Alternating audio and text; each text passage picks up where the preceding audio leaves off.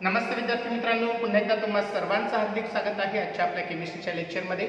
आणि आजच्याही लेक्चरमध्ये आपण पिरियडिक टेबलचा सेशन कंटिन्यू करत आहोत। गेल्या व्हिडिओपर्यंत तुम्ही पुष्कळ सारं नॉलेज मिळवलेलं आहे पिरियडिक टेबलचं, आणि लास्ट काही व्हिडिओजपासून आपण पिरियडिक टेबलमधल्या इलेमेंटच्या फिजिकल प्रॉपर्टीजमधला ट्रेंड डिस्कस करत होतो।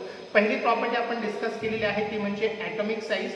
ॲटॉमिक साईजचा ट्रेंड जो आहे पिरियडिक टेबलमध्ये पिरियडमध्ये लेफ्ट टू राईट मुवमेंट करत असताना कसा बदलतो आणि ग्रुपमध्ये टॉप टू बॉटम मुवमेंट करत असताना कसा बदलतो याचं आपल्याला बरंचसं नॉलेज आलेलं आहे। ठीक आहे, तर आजच्या लेक्चरमध्ये आपण सेकंड प्रॉपर्टी डिस्कस करणार आहोत। त्या प्रॉपर्टीचा पिरियडिक टेबलमधला ट्रेंड आपण शिकणार आहोत। नाव आहे तिचं आयोनायझेशन एन्थाल्पी। आजचा हा पूर्ण व्हिडिओ फक्त असेल आयोनायझेशन एन्थाल्पीसाठी, आणि हा व्हिडिओ समजण्यासाठी तुम्हाला ॲटॉमिक साईज समजणं खूप महत्त्वाचं आहे। जर तुम्ही ॲटॉमिक साईजबद्दलचा व्हिडिओ पाहिला नसेल तर तुम्हाला इथे हा व्हिडिओ समजण्यासाठी थोडीशी अडचण येईल। ठीक आहे, आणि म्हणून जर तुम्ही डायरेक्टली हा व्हिडिओ पाहत असेल तर मी तुम्हाला रिकमेंड करेन की अगोदरचा पार्ट तुम्ही पहा, पार्ट 6 आणि 7, की ज्या दोन पार्टमध्ये मी तुम्हाला ॲटॉमिक साईजमधला ट्रेंड जो आहे पिरियडिक टेबलमधला ॲटॉमिक साईजचा पिरियडिक टेबलमधला ट्रेंड जो आहे तो ऑलरेडी एक्सप्लेन करून दिलेला आहे। आता आपल्याला सेकंड प्रॉपर्टी डिस्कस करायची आहे आजच्या व्हिडिओमध्ये।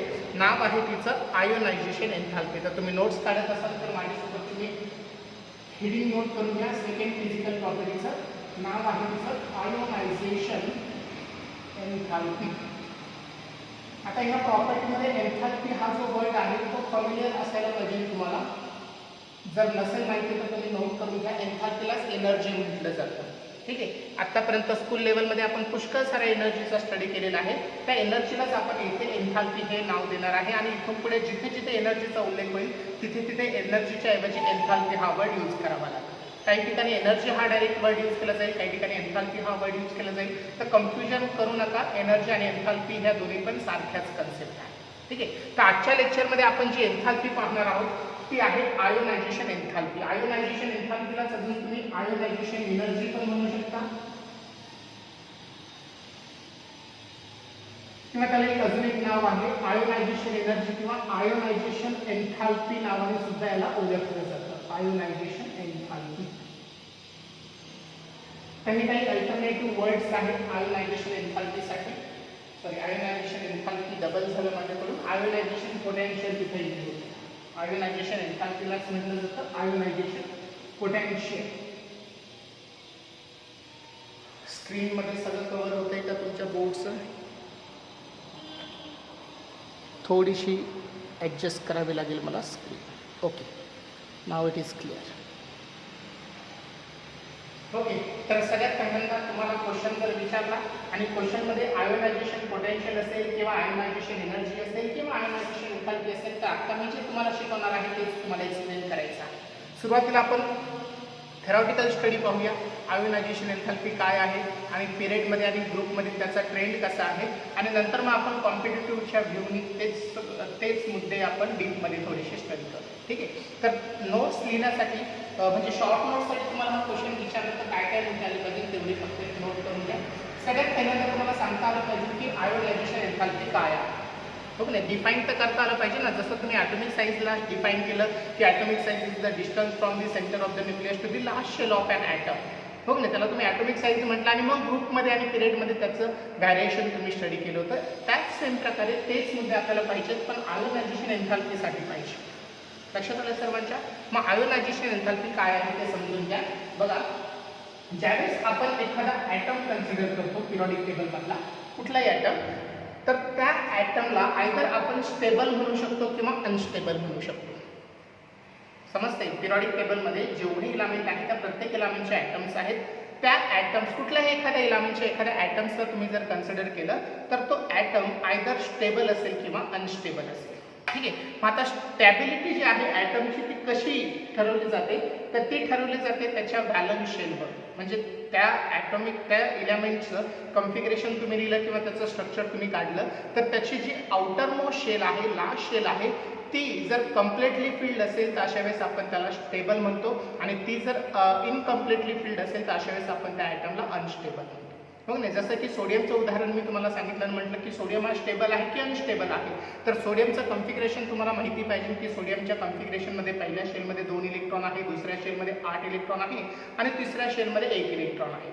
हो की नाही. मग थर्ड नंबरची शेल जी आहे ती लास्ट शेल, पण त्याच्यामध्ये ऑक्टेट कंप्लीट होण्यासाठी 8 इलेक्ट्रॉनची गरज होती, पण आहे इलेक्ट्रॉन किती, एकच इलेक्ट्रॉन. याचा अर्थ त्याचे आउटर मोस्ट शेल इनकम्प्लीट आहे. मग आउटर मोस्ट शेल जर इनकम्प्लीट असेल तर अशा वेळेस आपण त्याला अनस्टेबल म्हणणार आहोत. आणि कुठलाही अनस्टेबल इलेमेंट स्टॅबिलिटी मिळवण्यासाठी त्याच्या आउटर मोस्ट शेलमध्ये इलेक्ट्रॉन 8 येण्यासाठी एकतर इलेक्ट्रॉन लॉस करतील, इलेक्ट्रॉन गेन करतील किंवा इलेक्ट्रॉनचं शेअरिंग करतील. लक्षात आलं सर्वांना?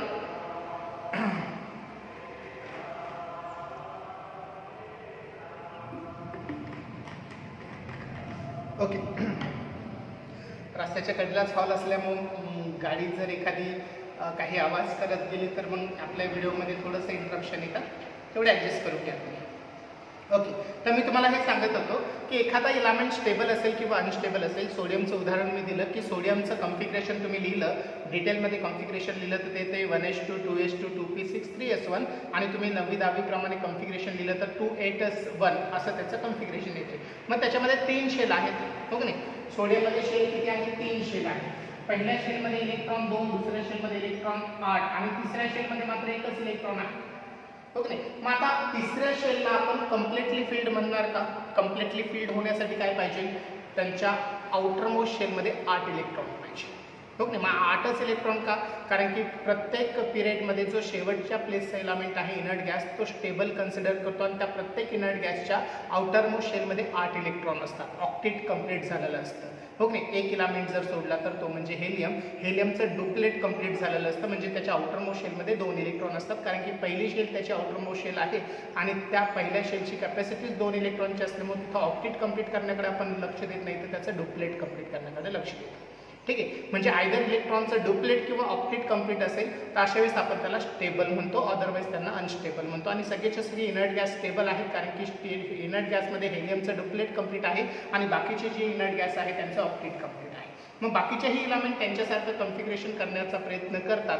मग सोडियम जर असेल तर सोडियम त्याचा ऑक्टेट कंप्लीट करण्यासाठी काय करेल, एक तर 7 इलेक्ट्रॉन गेन करेल किंवा 1 इलेक्ट्रॉन लॉस करून टाकेल. कारण की 1 इलेक्ट्रॉन जर लॉस केला तर ही त्याच्या आउटर मोस्ट शेल जी आहे ती रिकामी होऊन जाईल आणि ही 2 नंबरची शेल आहे की ज्याच्यामध्ये ऑलरेडी 8 इलेक्ट्रॉन आहे. 2 8 2 1 असं कॉन्फिगरेशन दिलं होतं ना. मग 2 नंबरच्या शेलमध्ये ऑलरेडी 8 इलेक्ट्रॉन असल्यामुळे ते काय होईल, आता स्टेबल. ठीक आहे. आता आर्गॉनचं कॉन्फिगरेशन तुम्ही पाहिलं तर आर्गॉनच्या कॉन्फिगरेशनमध्ये लास्ट शेलमध्ये 8 इलेक्ट्रॉन आहे, त्याच्यामुळे त्याला आपण काय म्हणणार आहे, स्टेबल म्हणणार आहे. त्याला इलेक्ट्रॉन लॉस किंवा गेन किंवा शेअर करण्याची आवश्यकता नाही, ओके. म्हणून त्यांना काय म्हणणार आहोत आपण, स्टेबल.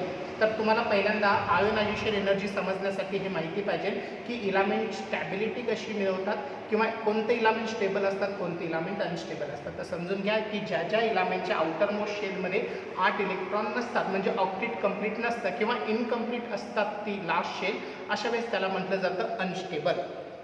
ठीक आहे. ज्या ज्या इलेमेंटची आउटर मोस्ट शेल इनकम्प्लीट असते त्याला म्हटलं जातं अनस्टेबल. आणि ज्या ज्या इलेमेंटची आउटर मोस्ट शेल ही कम्प्लिटली फिल्ड असते, ऑक्टेट त्याचं कंप्लीट झालेलं असतं, त्यांना आपण म्हणतो स्टेबल. ठीक आहे. मग स्टेबल इलेमेंट आपल्याला यूज नाही करायचे, स्टेबल इलेमेंट थोडा वेळ साईडला ठेवा. फक्त आपल्याला जे अनस्टेबल इलेमेंट आहे की ज्यांचं ऑक्टेट कंप्लीट नाही आहे, ज्यांची व्हॅलन्स शेल किंवा आउटर मोस्ट शेल कंप्लीट नाही आहे, अशी इलेमेंट कन्सिडर करायचे, असे इलेमेंट आपल्या नजरेसमोर आणायचे. ठीक आहे. मग त्यांच्यामध्ये पण 2 कॅटेगरीज होतील, हो की नाही. जे अनस्टेबल आहे त्याच्यामध्ये 2 कॅटेगरी होतील. एक कोणते असतील की जे इलेक्ट्रॉन गेन करून स्टेबल होऊ शकतील आणि काही असे असतील की इलेक्ट्रॉन लॉस करून स्टेबल होऊ शकतील. त्याचं एक छोटंसं सुंदरसं उदाहरण मी देतो, ते म्हणजे क्लोरीनचा ॲटम आणि सोडियमचा ॲटम. सोडियमच्या ॲटमचा आउटरमोस्ट शेल जर तुम्ही काढलं तर 2 8 1 हे कॉन्फिगरेशन, थर्ड नंबरचा आउटरमोस्ट शेल, इलेक्ट्रॉन मात्र एकच आहे.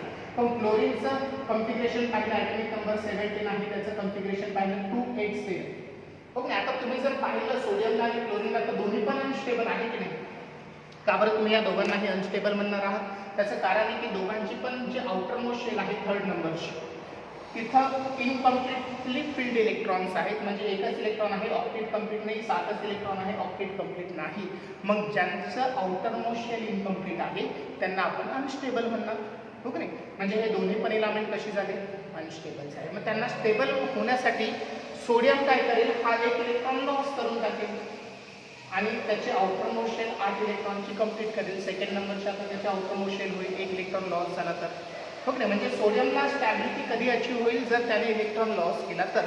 आणि क्लोरीनला कधी अचीव होईल बरं स्टॅबिलिटी, जर त्याने दुसऱ्याकडून एखादा इलेक्ट्रॉन ॲक्सेप्ट केला तर त्याचे आउटर मोस्ट शेल 8 इलेक्ट्रॉनची होईल, स्टॅबिलिटी प्राप्त होईल. हो की नाही. म्हणजे मला सांगायचं आहे काय तुम्हाला की इलामेंट जे अनस्टेबल आहे ते स्टेबल होण्यासाठी आयदर इलेक्ट्रॉन लॉस करतील किंवा इलेक्ट्रॉन गेन करतील. ठीक आहे. आता आपला सगळा फोकस कुठं आला की जे अनस्टेबल इलामेंट इलेक्ट्रॉन लॉस करून स्टेबल होऊ शकतात अशा इलामेंटवरती. मग आता असे इलामेंट कोणतेही तुम्हाला माहिती पाहिजे ना पिरियॉडिक टेबलमध्ये. पिरियॉडिक टेबलमध्ये आपल्याला माहिती आहे की सुरुवातीचे जे प्लेसचे इलामेंट आहेत पहिल्या ग्रुपमधले दुसऱ्या ग्रुपमधले ते मेटल्स आहेत आणि इकडं पी ब्लॉककडे जसं आपण जाऊ तसं नॉन मेटॅलिक कॅरेक्टर वाढत जातं. म्हणजे तिकडचे 17 नंबर 16 नंबरच्या ग्रुपचे जे काही मोस्टली इलामेंट आहेत ते नॉन मेटल्स आहेत. नॉन मेटलकडे ॲबिलिटी असते इलेक्ट्रॉन गेन करण्याची आणि मेटलकडे टेंडन्सी असते इलेक्ट्रॉन लॉस करण्याची. ठीक आहे. मग आता ही प्रॉपर्टी समजण्यासाठी आयोनायझेशन एन्थॅल्पी तुम्हाला समजण्यासाठी तुम्हाला गरज आहे की मेटल कन्सिडर करा. आणि मेटल कन्सिडर कशासाठी करा कारण की ते अनस्टेबल आहे आणि त्यांच्या व्हॅलन्स शेलमधून म्हणजे आउटरमोस्ट शेलमधून इलेक्ट्रॉन आपल्याला काय करायचं आहे लॉस करायचं आहे. पण इलेक्ट्रॉन लॉस होणं म्हणजे सपोज आता मी एखादं उदाहरण दिलं तुम्हाला लिथियमचं उदाहरण. लिथियममध्ये किती शेल आहे 2 शेल आहे. पहिल्या शेलमध्ये 2 इलेक्ट्रॉन आणि दुसऱ्या शेलमध्ये 1 इलेक्ट्रॉन. हे लिथियमचं कॉन्फिगरेशन झालं. Lithium atomic number 3 electronic configuration is 2 1 किंवा त्याला तुम्ही अबाव प्रिन्सिपल प्रमाणे असे लिहिता 1s2 2s. ठीक आहे. मग आता हा जो आउटरमोस्ट शेलमधला इलेक्ट्रॉन आहे तो लॉस होणार स्टॅबिलिटीसाठी. पण लॉस होण्यासाठी एक प्रोसेस तुम्हाला करावी लागते. ती प्रोसेस म्हणजे काय की ह्या लिथियमच्या ॲटमला तुम्हाला एनर्जी प्रोव्हाइड करावी लागते. जर एनर्जी त्याने प्रोव्हाइड केली नाही त्याला प्रोव्हाइड केली नाही तर तो इलेक्ट्रॉन लॉस होऊ शकत नाही. ठीक आहे. मग एखाद्या ॲटमला इलेक्ट्रॉन लॉस करण्यासाठी जी एनर्जी तुम्ही प्रोव्हाइड करता एखाद्या ॲटमला इलेक्ट्रॉन लॉस करण्यासाठी जी एनर्जी तुम्ही प्रोव्हाइड करता तीच एनर्जी आपल्याला म्हणायचं आहे त्याला आयोनायझेशन एन्थॅल्पी किंवा आयोनायझेशन एनर्जी. एकदम सोपं आहे. हो का. एखादा ॲटम आहे अनस्टेबल आहे त्याला स्टेबल होण्यासाठी त्याच्यातला इलेक्ट्रॉन काढायचा आहे. पण तो इलेक्ट्रॉन काढण्यासाठी तुम्हाला गरज काय पडते काय प्रोसेस करायची आवश्यकता असते की तिथं एनर्जी तुम्हाला द्यावी लागते इलेक्ट्रॉन लॉस होण्यासाठी. मग जी एनर्जी तुम्ही इलेक्ट्रॉन लॉस होण्यासाठी प्रोव्हाइड करत आहात ना त्याच एनर्जीला आपल्याला म्हणायचं आहे आयोनायझेशन एन्थॅल्पी. मुद्दा क्लिअर झाला सर्वांचा. तर ही डेफिनेशन तुम्ही पहिल्यांदा नोट करून घ्यायची. आयोनायझेशन एन्थॅल्पी काय आहे. So it is an amount of energy required किंवा असं लिहा amount of energy required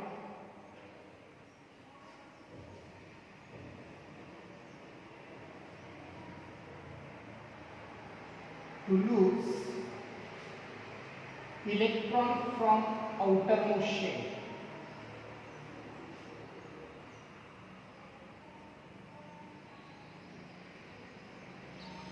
of an isolated gaseous atom. ठीक आहे. त्याची डेफिनेशन आहे आयोनायझेशन एन्थॅल्पीची. हे डेफिनेशन एकदा समजून घ्या. काय आहे आयोनायझेशन एन्थॅल्पी. आपल्याला माहिती आहे एन्थॅल्पी तर म्हणजे एनर्जी आहे. पण कोणती energy he amount of energy आहे की जी आपण काय केलेली आहे प्रोव्हाइड केलेली आहे कुणाला इलेक्ट्रॉन लॉस होण्यासाठी. एखाद्या ॲटमचा इलेक्ट्रॉन लॉस करण्यासाठी जी एनर्जी आपण प्रोव्हाइड केली हो की नाही प्रोव्हाइड किंवा जेवढी एनर्जी त्याला लागली ती एनर्जी त्याला म्हटलं जातं आयोनायझेशन एन्थॅल्पी. पण ह्या डेफिनेशनमध्ये हे 2 कीवर्ड आहे की तो ॲटम एकतर आयसोलेटेड आणि गॅसियस स्टेटमध्ये असला पाहिजे. ओके. म्हणजे फॉर एक्झाम्पल सोडियम जर असेल तर सोडियम हा आयसोलेटेड आहे ना कोणासोबत कंबाईन नाही. आयसोलेटेड म्हणजे सेपरेट. हो नाही. मग आता सोडियम जो आहे तो सॉलिड स्टेटमध्ये नसला पाहिजे. तो कसल्या स्टेटमध्ये असला पाहिजे गॅसियस स्टेटमध्ये असला पाहिजे. तेव्हा तो एनर्जी ॲब्सॉर्ब करून इलेक्ट्रॉन काय करेल लॉस करेल. ओके. सॉलिड स्टेटमध्ये जर असेल तर त्याच्यातून इलेक्ट्रॉन आपण लॉस करू शकत नाही. ठीक आहे. त्याला नेहमी तुम्हाला गॅसियस स्टेटमध्ये कन्वर्ट करावं लागेल. तर हा एक महत्त्वाचा कीवर्ड आहे या पूर्ण डेफिनेशनमधला की जो तुम्हाला कॉम्पिटिटिव्हमध्ये विचारला जाऊ शकतो. ठीक आहे. की जो ॲटम आहे की ज्याला आपण आयोनायझेशन एन्थॅल्पी प्रोव्हाइड करणार आहे इलेक्ट्रॉन लॉस होण्यासाठी तो ॲटम नेमकी काय त्या ॲटमबद्दल तरी स्टेटमेंट आहे. तर तुम्हाला हे ओळखता आलं पाहिजे की तो ॲटम जो आहे तो आयसोलेटेड गॅसेस ॲटम असला पाहिजे. ओके. जसं की अजून एखादं उदाहरण जर मी तुम्हाला दिलं मॅग्नेशियम. हो नाही. मॅग्नेशियममधून पण इलेक्ट्रॉन लॉस करू शकता ना तुम्ही. आउटरमोस्ट शेलमध्ये 2 इलेक्ट्रॉन आहे. मग आता आउटरमोस्ट शेलमधला 1 इलेक्ट्रॉन जर लॉस करायचा आहे तर त्यालाही आपल्याला एनर्जी प्रोव्हाइड करावी लागेल. पण मॅग्नेशियम तर सॉलिड स्टेटमध्ये आहे. तर अशा वेळेस तुम्ही त्याला कशामध्ये कन्वर्ट करून घेतलं पाहिजे गॅसियस स्टेटमध्ये कन्वर्ट करून घेतलं पाहिजे. ठीक आहे, तर तुम्हाला आयोनायझेशन एन्थाल्पी काढता येते. अदरवाईज तुम्ही आयोनायझेशन एन्थाल्पी बद्दल चुकीचं स्टेटमेंट लिहू शकता, चुकीचं आन्सर लिहू शकता. ठीक आहे, तर हे दोन कीवर्ड ह्या डेफिनेशनचे हायलाईट करून घ्या किंवा अंडरलाईन करून घ्या. समजलं सर्वांना आयोनायझेशन एन्थाल्पीची definition? It is an amount of energy required to release electron from the outer most shell of an isolated gaseous atom. ठीक आहे, एखाद्या आयसोलेटेड गॅसेस ॲटमच्या आउटर मोस्ट शेलमधून इलेक्ट्रॉन लॉस होण्यासाठी दिलेली एनर्जी. ठीक आहे, मराठीमध्ये समजते तर इंग्लिशमध्ये तुम्हाला स्टेटमेंट द्यायचं आहे. बरं, एखाद्या ॲटमला इलेक्ट्रॉन लॉस करण्यासाठी प्रोव्हाइड केलेली एनर्जी म्हणजे आयोनायझेशन एन्थाल्पी. पण डेफिनेशन कशी द्यायची तुम्ही आन्सरमध्ये? Amount of energy required to lose electron from outer most shell of an isolated gaseous atom. ठीक आहे, पहिला मुद्दा क्लिअर झाला. ओके, आता दुसरा मुद्दा तुम्हाला नोट करून घ्यायचा आहे की ही जी आयोनायझेशन एन्थाल्पी आहे, आता आपण ही एन्थाल्पी प्रोव्हाइड करतो. हो की नाही, एनर्जी आपण काय करतो? प्रोव्हाइड करतो. आणि आपल्याला माहिती आहे कुठल्याही एखाद्या प्रोसेसमध्ये एनर्जी देऊन ती प्रोसेस कंप्लीट करत असू तर अशा प्रोसेसला आपण काय म्हणतो? एंडोथर्मिक प्रोसेस म्हणतो. हो की नाही, तुम्ही स्कूल लेवलला स्टडी केलेला आहे. दोन टाईपच्या प्रोसेसेस असतात, एक्झोथर्मिक आणि एंडोथर्मिक. एक्झोथर्मिक म्हणजे जिथं हीट रिलीज होते, हो की नाही, एनर्जी रिलीज होते. आणि एंडोथर्मिक म्हणजे जिथे एनर्जी ॲब्सॉर्ब होते. मग इथं जी एनर्जी आहे ती आपण प्रोव्हाइड करतो ना, म्हणजे एनर्जी काय होते? ॲब्सॉर्ब होते. ते ॲटमला एनर्जी आपल्याला ॲटम ॲब्सॉर्ब करतो एनर्जी, आपण प्रोव्हाइड करतो पण ॲटम ॲब्सॉर्ब करतो. आणि म्हणून इथं ही प्रोसेस जी आहे ती प्रोसेस कोणती प्रोसेस झाली? एंडोथर्मिक प्रोसेस आहे. So ionization enthalpy is the endothermic process. ठीक आहे, थर्ड पॉईंट तुम्ही लक्षात ठेवायचा की इथे आता ही जी आयोनायझेशन एन्थाल्पी आहे ती नेहमी पॉझिटिव्ह व्हॅल्यू दाखवेल. एंडोथर्मिक म्हणजे ती हीट आपल्याला प्रोव्हाइड करावी लागेल. ठीक आहे, मग ती आयदर किलो जूलमध्ये तुम्ही प्रोव्हाइड करा किंवा किलो कॅलरीमध्ये प्रोव्हाइड करा. तर ही व्हॅल्यू पॉझिटिव्ह व्हॅल्यू असेल आणि युनिट असेल किलो जूल किंवा किलो कॅलरी. ठीक आहे, नंतरच्या पॉईंटमध्ये तुम्ही लक्षात ठेवा की जर आपण पिरियडिक टेबलमधला ट्रेंड आपण पाहिला ग्रुपमध्ये आणि पिरियडमध्ये कशा पद्धतीने ही एनर्जी चेंज होते, तर त्याच्याबद्दल आपल्याला आता समजून घ्यायचं आहे. तर पहिल्यांदा आपण ग्रुपबद्दल डिस्कशन करू. ठीक आहे, आता ग्रुपबद्दल सपोज पहिला ग्रुप आपण स्टडी करण्यासाठी घेतला. आयोनायझेशन एन्थाल्पी पहिल्या ग्रुपमधल्या इलेमेंटच्या कम्पेअर केल्या. तर पहिल्या ग्रुपमध्ये कोणते कोणते इलेमेंट आहे आपल्याला माहिती आहे. पहिल्या ग्रुपमध्ये lithium, sodium, potassium, rubidium, caesium आणि फ्रान्सियम. तर हे 6 इलेमेंट आहे. जो पहिल्या प्लेसचा हायड्रोजन आहे त्याला आपण अल्कली मेटलमध्ये कन्सिडर करत नाही. त्याचं डिस्कशन ऑलरेडी आपण केलेलं आहे. पहिल्या ग्रुपमध्ये फक्त आपल्याला किती इलेमेंट लक्षात ठेवायचे आहेत? पहिल्या ग्रुपचे member 6: lithium, sodium, potassium, rubidium, caesium आणि फ्रान्सियम. लिथियम आहे 2 नंबरच्या पिरियडमध्ये, सोडियम आहे 3 नंबरच्या पिरियडमध्ये, 4, 5, 6 आणि 7. आणि या सगळ्या इलेमेंटचे काय कंपेअर करायचे आपल्याला? आयोनायझेशन एन्थाल्पी कंपेअर करायची. ठीक आहे, मग आता आयोनायझेशन एन्थाल्पी म्हणजेच काय की ह्या प्रत्येक ॲटमच्या आउटर मोस्ट शेल मधला इलेक्ट्रॉन आपल्याला काय करायचा आहे? काढायचा आहे. आणि तो इलेक्ट्रॉन काढण्यासाठी त्याला एनर्जी प्रोव्हाइड करायची. मग कोणता ॲटम किती एनर्जी ॲब्सॉर्ब करून एनर्जी इलेक्ट्रॉन लॉस करतो ती एनर्जी म्हणजे आयोनायझेशन एन्थाल्पी. आता बघा, लिथियम याचं कॉन्फिगरेशन पाहिलं तर त्याचं कॉन्फिगरेशन आउटर मोस्ट कॉन्फिगरेशन काय येते? 2s1. सोडियमचं येते 3s1, पोटॅशियमचं येते 4s1, इथं 5s1, 6s1 आणि 7s1. हे आउटर इलेक्ट्रॉनिक कॉन्फिगरेशन झालं. ओके, आणि या सगळ्यांवरून आपण याचं जनरल कॉन्फिगरेशन केलं होतं ns1 पहिल्या ग्रुपसाठी. माझा तो व्हिडिओ तुम्हाला आठवत असेल की ज्या व्हिडिओमध्ये मी तुम्हाला सांगितलेलं आहे how to write general electronic configuration, त्याच्यामध्ये मी तुम्हाला हे सगळं सांगितलेलं आहे. ठीक आहे, आता बघा, ह्या प्रत्येकाच्या लास्ट शेल आहेत. लिथियम पासून तर फ्रान्सियमपर्यंत प्रत्येकाच्या लास्ट शेल आहेत आणि प्रत्येकाच्या लास्ट शेलमध्ये इलेक्ट्रॉन एकच आहे. हो की नाही, मग आता तो एक इलेक्ट्रॉन लिथियम मधून काढायचा आहे, सोडियम मधून काढायचा आहे, पोटॅशियम मधूनही काढायचं आहे, रुबेडियम मधूनही काढायचं आहे, सीझियम मधून पण काढायचं आहे आणि फ्रान्सियम मधून पण काढायचं आहे. आपल्याला करावं काय लागेल? या प्रत्येक ॲटमला एनर्जी प्रोव्हाइड करावी लागेल. Without providing energy we can not lose its electron.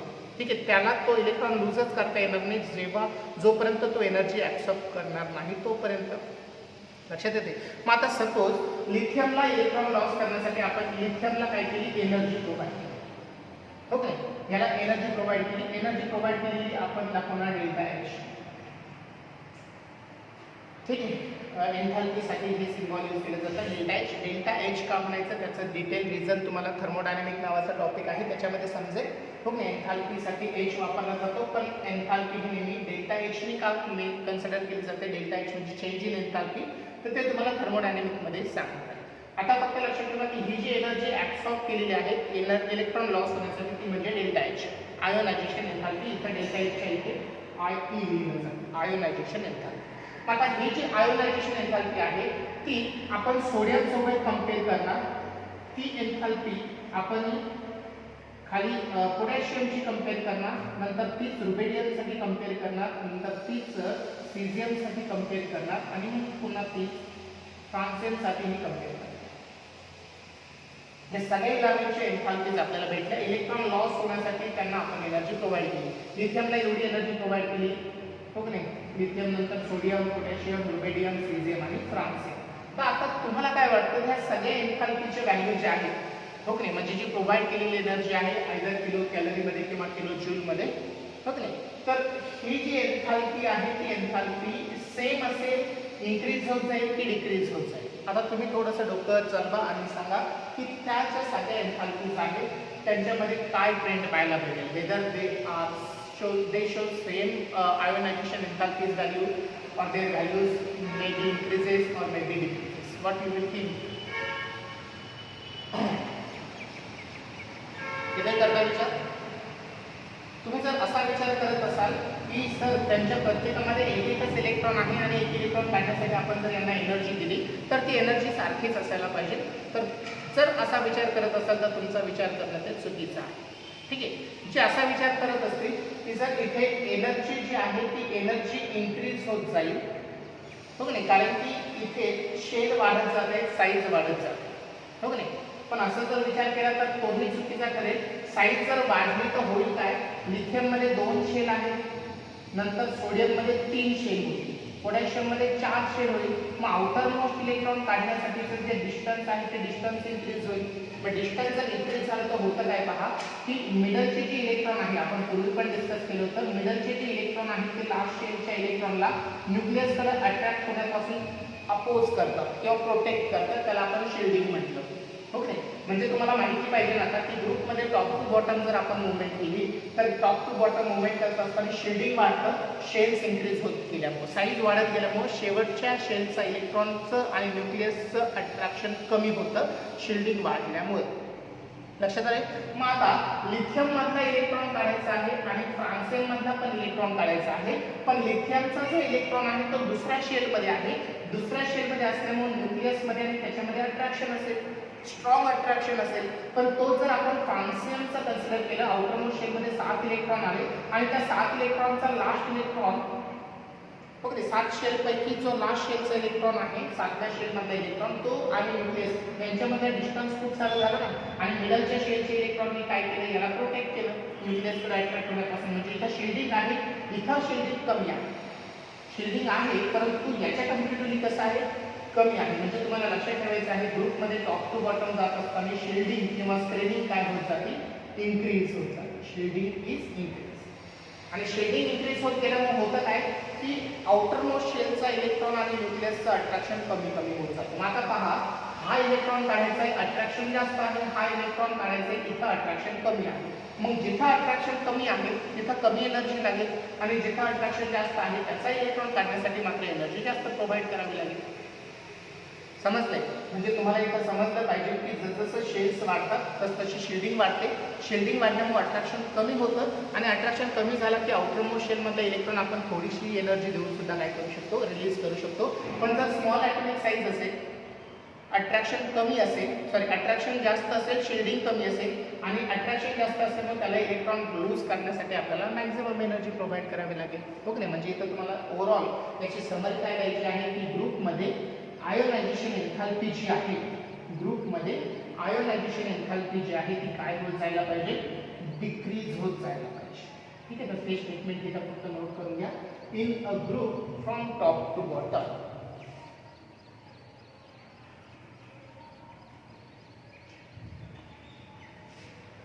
in a group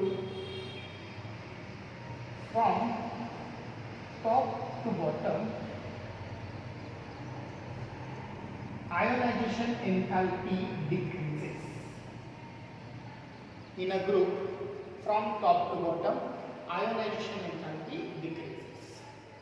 समजले? आणि डिक्रीज होण्याचा रिझल्ट पण नोट करून घ्या. दिस इज बिकॉज का डिक्रीज होत आहे? So this is because increase in shielding.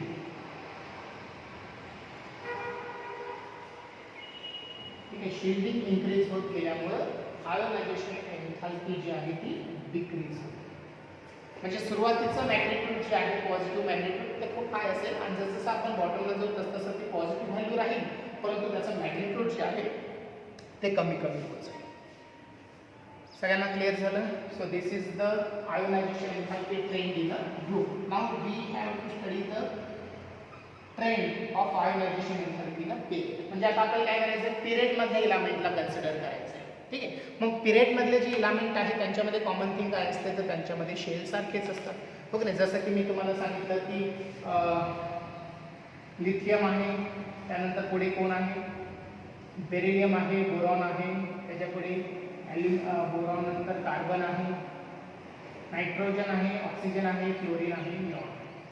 ठीक आहे, पहिल्या पिरियड मधले हे इलेमेंट आहे की ज्या प्रत्येकामध्ये 2 नंबरच्या पिरियड मध्ये आहे, त्याचा अर्थ की प्रत्येकामध्ये शेल्स 2च आहेत. हो की नाही? मग आता शेल जर 2 आहे आणि प्रत्येकाचा आउटर मोस्ट शेल मधला इलेक्ट्रॉन जर लूज करायचा आहे, तर इलेक्ट्रॉन लूज करण्यासाठी काय करावं लागेल? तुम्हाला एनर्जी द्यावी लागेल. मग आता मला सांगा, इथे एनर्जी सारखीच लागेल की नाही? हो की नाही? जर तुम्ही आताही विचार करत असाल की सर शेल सारखे आहे तर लास्ट शेलचे इलेक्ट्रॉन काढण्यासाठी एनर्जी सारखीच द्यावी लागेल, तर इथे तुम्ही चुकत आहात. इथे आता तुम्हाला काय लक्षात ठेवायचं आहे की साईज जी आहे पिरियडमध्ये, आपण पहिल्या प्रॉपर्टीमध्ये पाहिलं होतं की शेल जरी सारखे आहे तरी पण त्यांची साईज सारखी नाही. पिरियडमध्ये साईज काय होत जाते? डिक्रीज होत जाते. ठीक आहे, कुठल्याही पिरियडमध्ये तुम्ही लेफ्ट टू राईट असं अक्रॉस द पिरियड जाल तर तिथं साईज जी आहे ॲटम्सची ती काय होत जाते? डिक्रीज होत जाते. त्याचं रिझन आपण पाहिलं होतं की साईज डिक्रीज होण्याचं रिझन आहे की तिथं इफेक्टिव्ह न्यूक्लिअर चार्ज डिक्रीज होत जातो. आठवते नाही कन्सेप्ट? Effective nuclear charge. ठीक आहे, मग आता हा जो इफेक्टिव्ह न्यूक्लिअर चार्ज जर इन्क्रीज होत असेल, साईज जर डिक्रीज होत असेल, तर लास्ट शेलचे इलेक्ट्रॉन न्यूक्लियसच्या अजून जवळ येतील ना. म्हणजे लिथियमपेक्षा बेरिलियमला कन्सिडर केलं आपण, तर लिथियमच्या आउटरमोस्ट शेलला मध्ये 2 नंबरची शेल आहे, इलेक्ट्रॉन 1 आहे. मग नाही, बेरिलियमच्या आउटरमोस्ट शेल पण 2 नंबरची आहे, पण इलेक्ट्रॉन 2 आहे आणि प्रोटॉन पण 2 आहे. न्यूक्लिअर चार्ज जास्त झाल्यामुळे साईज याची कमी झाली, म्हणजे हे इलेक्ट्रॉन आता न्यूक्लियसच्या अजून जवळ आले. मग आता हा इलेक्ट्रॉन काढायचा आहे, इथं साईज जास्त आहे, हा इलेक्ट्रॉन काढायचा आहे, इथं साईज कमी आहे. मग आता मला सांगा, साईज कमी झाली म्हणजे अट्रॅक्शन वाढलं. अट्रॅक्शन वाढलं म्हणजे याची एनर्जी जी आहे आयोनायझेशन एन्थॅल्पी, आणि याची जी आयोनायझेशन एन्थॅल्पी आहे यापैकी जास्त एन्थॅल्पी कुणाची असेल? बेरिलियमची असेल. हो की नाही? म्हणजे तुम्हाला इथं लक्षात ठेवायचं आहे, पिरियडमध्ये अक्रॉस द पिरियड तुम्ही लेफ्ट टू राईट जर मुवमेंट केली तर साईज डिक्रीज होते आणि इफेक्टिव्ह न्यूक्लिअर चार्ज इन्क्रीज होतो. त्याच्यामुळे होतं काय की आउटरमोस्ट शेलचा इलेक्ट्रॉन आणि न्यूक्लियसचं अट्रॅक्शन स्ट्रॉंग होत जातं आणि म्हणून तिथे एनर्जी जास्त प्रोव्हाइड करावी लागते. मग पिरियडमध्ये तुम्हाला इथं स्टेटमेंट द्यायचं आहे, in a period from left to right, in a period from left to right, ionization enthalpy increases.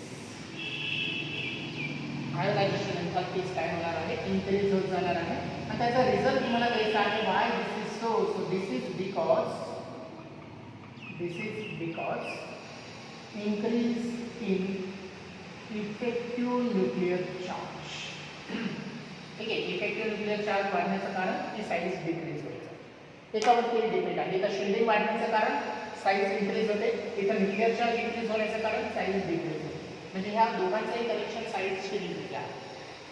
Okay, तर हा झाला आयोनायझेशन एन्थॅल्पीचा बेसिक पार्ट की ज्यावेळेस तुम्ही थेरॉटिकली नोट लिहिणार आहे आयोनायझेशन एन्थॅल्पीवरती तर हे सगळे पॉईंट तुमचे कव्हर झाले. समजलं सर्वांना? मग आता यानंतर आपण ह्याचाच स्टडी जो आहे तो थोड्याशा हायर लेवलने करूया.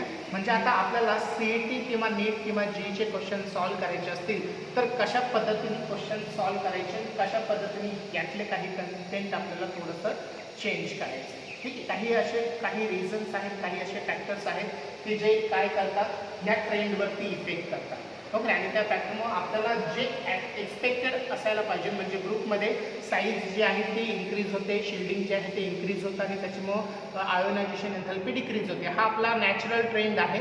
आणि पिरियडमध्ये लेफ्ट टू राईट जर आपण गेलो तर साईज डिक्रीज होते, इफेक्टिव्ह न्यूक्लिअर चार्ज वाढतो आणि आयोनायझेशन एन्थॅल्पीच्या व्हॅल्यूज इन्क्रीज होत जातात. हा जो नॅचरल ट्रेंड आहे त्यावरती काही फॅक्टर्स इफेक्ट करणारे आहेत. म्हणजे असे काही फॅक्टर्स आपण कन्सिडर केले तर आपल्याला जो ऑब्झर्व ट्रेंड आहे हो की नाही, म्हणजे एक्सपेक्टेड जो ट्रेंड आहे त्याच्यापेक्षा ऑब्झर्व ट्रेंड काहीतरी वेगळा दिसतो. आणि याच्यावरती तुम्हाला कॉम्पिटिटिव्हचे क्वेश्चन्स विचारले जातात. मग ते क्वेश्चन्स कसे सॉल्व्ह करायचे हे आपण आता पाहूया.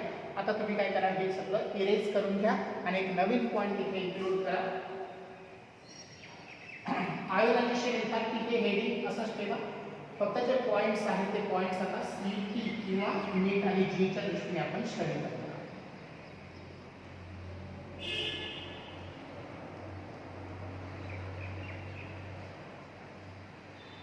ओके. आता एक उदाहरण देतो मी तुम्हाला.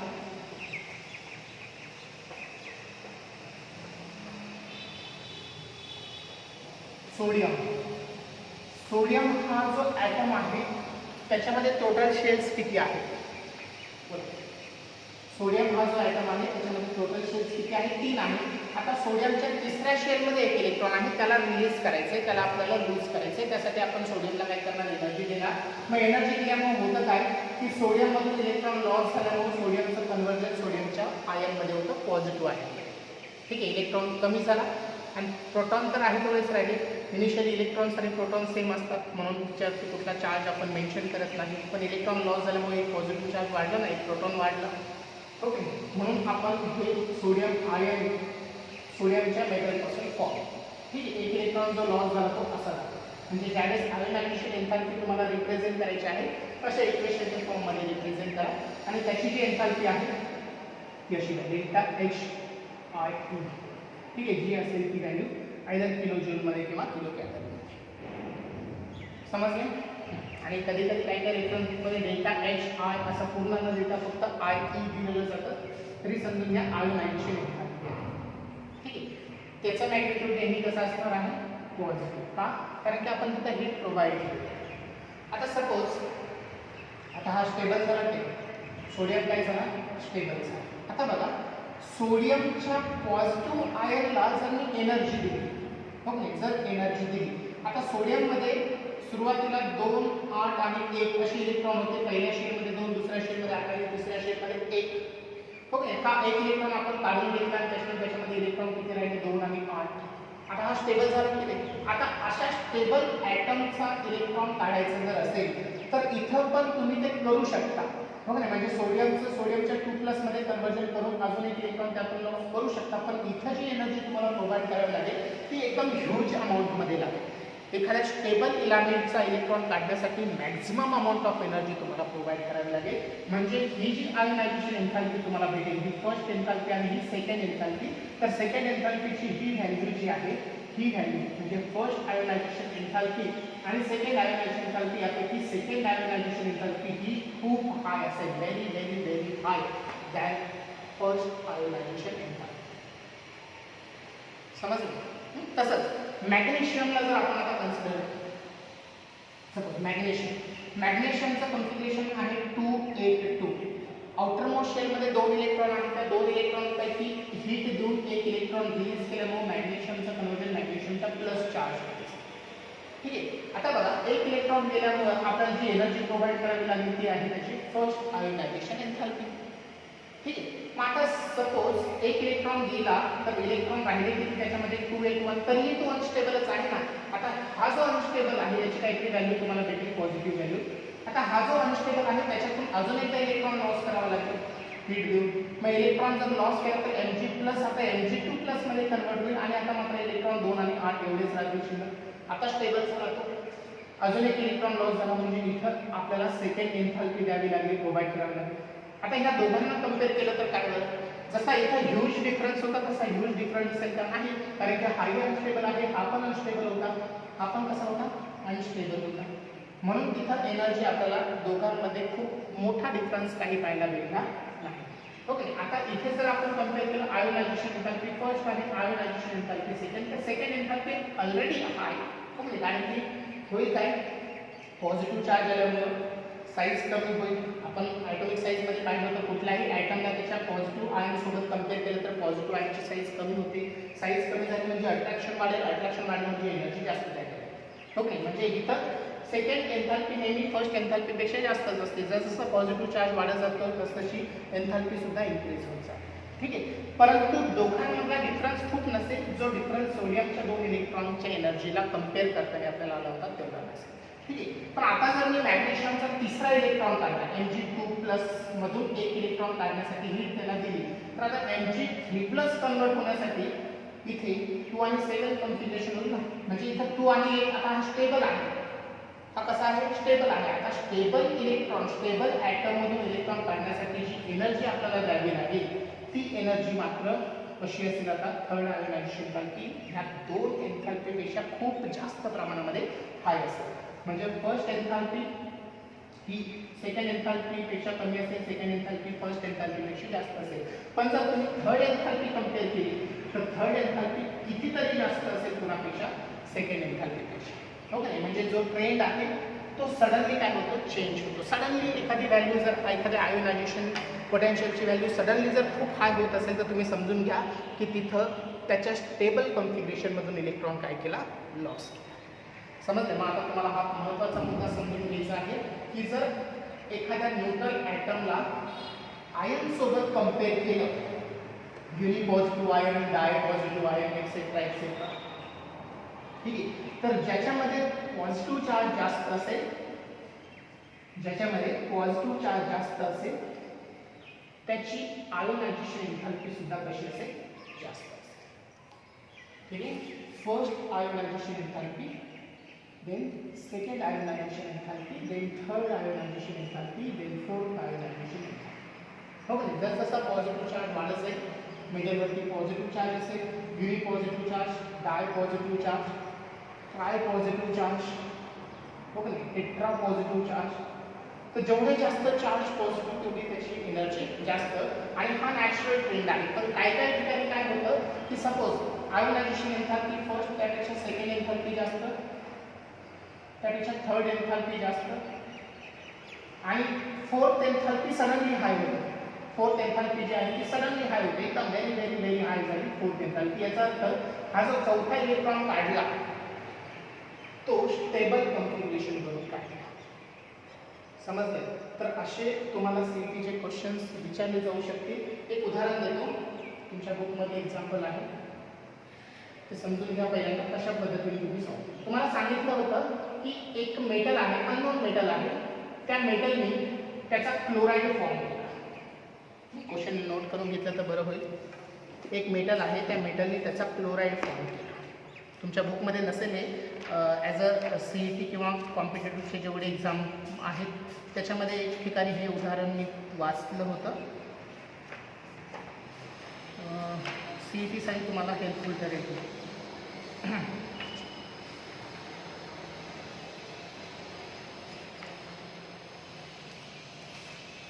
Okay, right. The ionization enthalpies of filament M are the ionization enthalpies of filament M are. एक मेटल आहे M नावाचा, फिलामेंट म्हणजे त्यांनी त्याला बघा, पण मेटल आहे तो M आहे, मेटल आहे.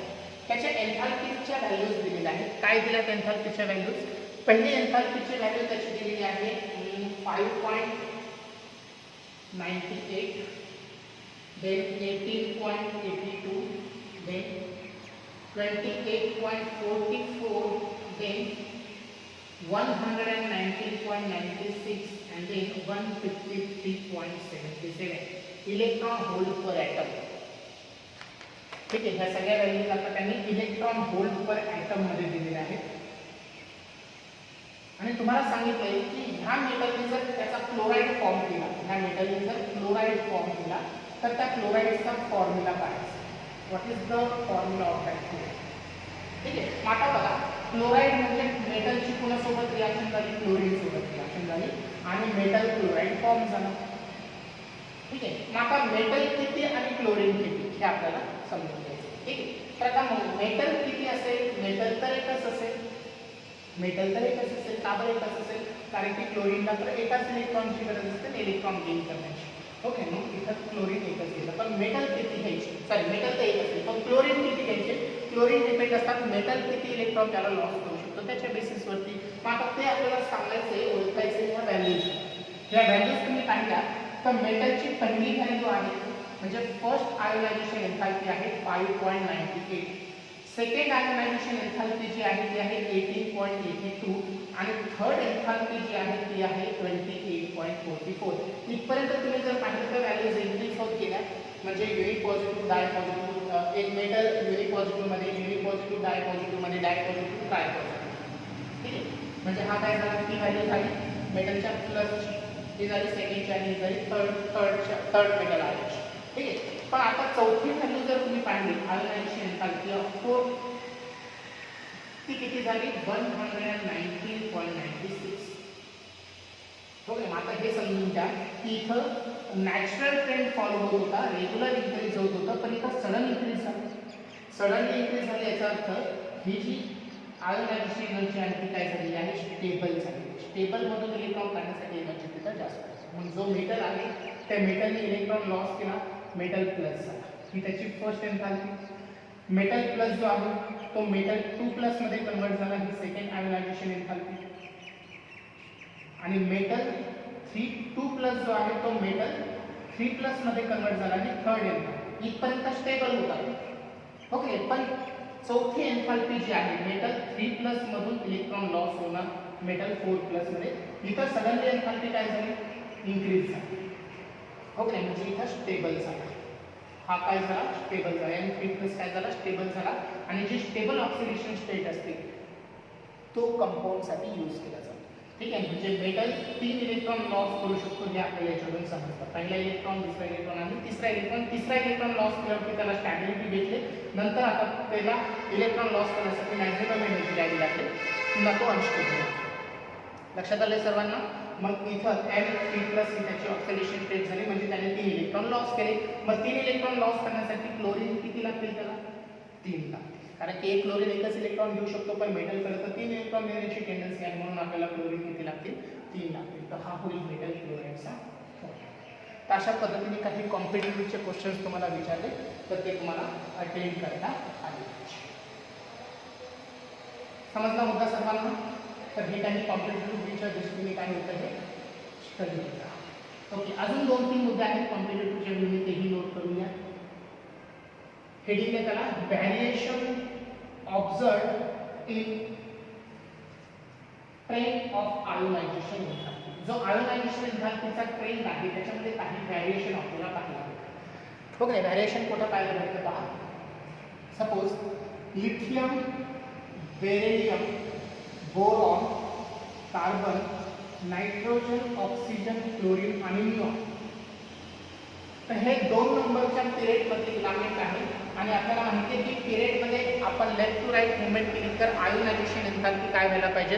इन्क्रीज व्हायला पाहिजे. म्हणजे आपल्याला ऑब्झर्व असं झालं पाहिजे लिथियमपेक्षा बेरिलियमची एन्थॅल्पी जास्त आहे, बेरिलियमपेक्षा बोरॉनची जास्त आहे, बोरॉनपेक्षा कार्बनची एन्थॅल्पी जास्त आहे, कार्बनपेक्षा नायट्रोजनची एन्थॅल्पी जास्त आहे, नायट्रोजनपेक्षा ऑक्सिजनची एन्थॅल्पी अँड सो ऑन. निऑनची एन्थॅल्पी सगळ्यात जास्त. ओके, पण ज्यावेळेस आपण एक्सपेरिमेंटली फाइंड आउट करतो या व्हॅल्यू आपल्याला अशा पाहायला भेटतात लिथियमपेक्षा बेरिलियमची जास्त आहे, पण बेरिलियमची जास्त आहे बोरॉनपेक्षा. ओके, ॲक्च्युअलमध्ये बोरॉनची जास्त असायला पाहिजे होती बेरिलियमपेक्षा. हा एक व्हॅरिएशन आपल्याला इथं पाहायला भेटलं. नंतर कार्बनची जास्त आहे नायट्रोजनपेक्षा, नायट्रोजनची जास्त असायला पाहिजे, नायट्रोजनची कमी असायला पाहिजे म्हणजे ऑक्सिजनपेक्षा, पण इथं आपल्याला रिव्हर्स दिसतं. ऑक्सिजनची कमी होते, नायट्रोजनची जास्त होते आणि मग पुढे नॅचरल ट्रेंड फॉलो होतो, क्लोरीन आणि निऑन. ओके, म्हणजे ह्या 2 ठिकाणी ट्रेंड आपल्याला बदललेला दिसतो, बेरिलियम, बोरॉन आणि नायट्रोजन, ऑक्सिजन. मग हा ट्रेंड का बदलला त्याचे रिझन तुम्हाला देता आले पाहिजे. ते रिझन काय आहे पहा. ते रिझन हे आहे की बेरिलियमचं कॉन्फिगरेशन काढलं आपण तर बेरिलियमचं कॉन्फिगरेशन 4 इलेक्ट्रॉन्स असल्यामुळं 1s2 2s2 असं येतं आणि बोरॉनचं कॉन्फिगरेशन पाहिलं 5 इलेक्ट्रॉन असल्यामुळं 1s2 2s2 2p1. ओके, म्हणजे दोघांची पण शेल सेम आहे. इलेक्ट्रॉन जो काढायचा आहे याच्यातला एक इलेक्ट्रॉन याच्यातला एक इलेक्ट्रॉन दोघांच्या पण शेल कशा आहेत सेम आहेत. शेल सेम असेल परंतु जो इलेक्ट्रॉन काढायचा आहे तो s ऑर्बिटल मधून काढायचा आहे, इथं जो इलेक्ट्रॉन काढायचा आहे तो p ऑर्बिटल मधून काढायचा. मला तुम्हाला समजलं पाहिजे की जर s ऑर्बिटल मधून इलेक्ट्रॉन आहे सेम शेलचा, p ऑर्बिटल मधला इलेक्ट्रॉन आहे सेम शेलचा, d ऑर्बिटल किंवा f ऑर्बिटल, तर यांच्या पेनिट्रेटिंग पॉवरला तुम्हाला कन्सिडर करावं लागेल. पेनिट्रेटिंग पॉवर पेनिट्रेटिंग पॉवर म्हणजे काय? इलेक्ट्रॉन होल्ड किंवा अट्रॅक्ट करण्याची ॲबिलिटी. प्रत्येक ऑर्बिटलमध्ये इलेक्ट्रॉनला अट्रॅक्ट करण्याची ॲबिलिटी असते, हो की नाही? फक्त ती ॲबिलिटी s कडे सगळ्यात जास्त असते, p कडे कमी असते, d कडे कमी असते, f कडे त्यापेक्षा कमी असते. ही असते पेनिट्रेटिंग पॉवरची ऑर्डर, हो की नाही?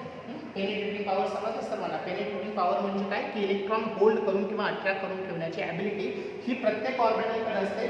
फक्त फरक आहे की s कडे ती खूप जास्त प्रमाणामध्ये असते आणि f कडे ती खूप कमी प्रमाणात असते इलेक्ट्रॉन होल्ड करण्याची ॲबिलिटी.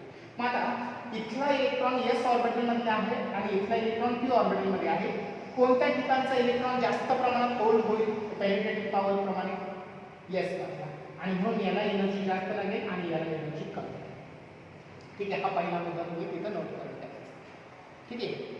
येस, जर लास्ट शेलचा नंबर सेम असेल पण ऑर्बिटल्स डिफरंट असतील तर पेनिट्रेटिंग ऑर्डर प्रमाणे पेनिट्रेटिंग पॉवर प्रमाणे तुम्हाला एनर्जी कुणाची कमी आणि कुणाची जास्त हे ठरवावी लागेल. जर एस मध्ये इलेक्ट्रॉन असेल तर सगळ्यात जास्त एनर्जी लागेल, पी मध्ये इलेक्ट्रॉन त्यापेक्षा कमी एनर्जी लागेल आणि डी आणि एफ मधले इलेक्ट्रॉनला त्यापेक्षा कमी एनर्जी.